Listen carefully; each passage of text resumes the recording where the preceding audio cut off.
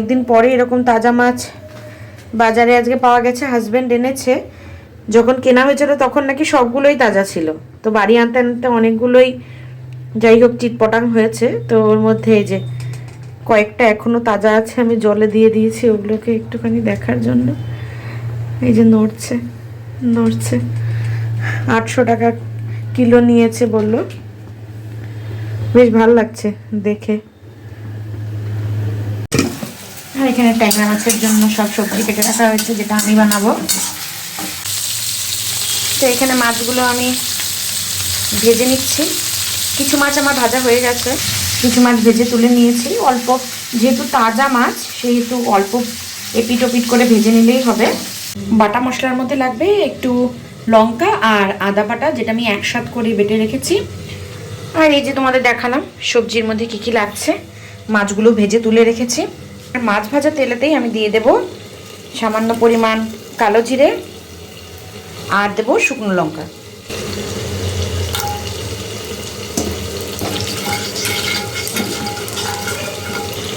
প্রথমে আলুগুলো দিয়ে ভেজে নেব।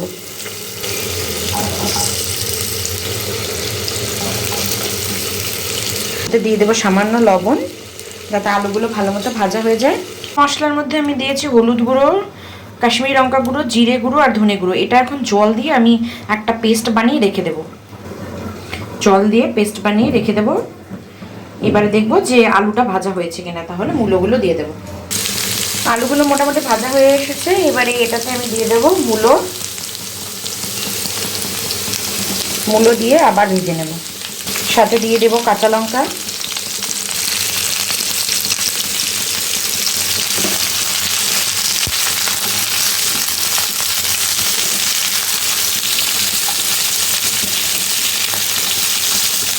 এবার আমি এতে আদা আর লঙ্কা যে পেস্ট করে রাখা হয়েছিল ওটা দিয়ে দেবো।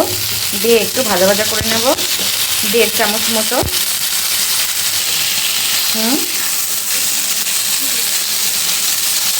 আদা আর লঙ্কার পেস্ট দিয়ে একটু নাড়াচাড়া করে নিতে হবে।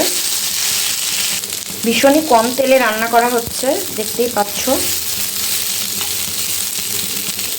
এবার গুঁড়ো মশলাগুলো যে ভিজিয়ে রেখেছিলাম সেটা দিয়ে দেবো।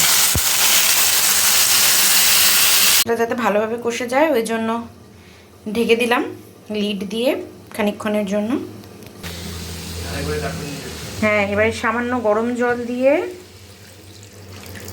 আবারও ঢাকা দিয়ে দিতে হবে, যাতে করে আলু আর মূলোগুলো ভালো করে সেদ্ধ হয়ে যায়। এবার ঝোলের মতন পরিমাণে জল দিয়ে দিতে হবে মাছগুলো। হ্যাঁ, বড়িগুলোও দেবো। তো এবারে দিয়ে দিলাম মাছ আর বড়িগুলো দেব। এই যে বড়ি ভেজে রেখেছিলাম সেই বড়িগুলো দিয়ে খানিকক্ষণ ফুটিয়ে নিতে হবে।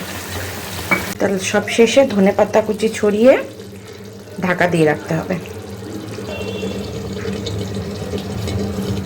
এই তো শীতের লাল মূলো দিয়ে আর কলাই ডালের বড়ি দিয়ে জ্যান্ত ট্যাংরার ঝোল রেডি।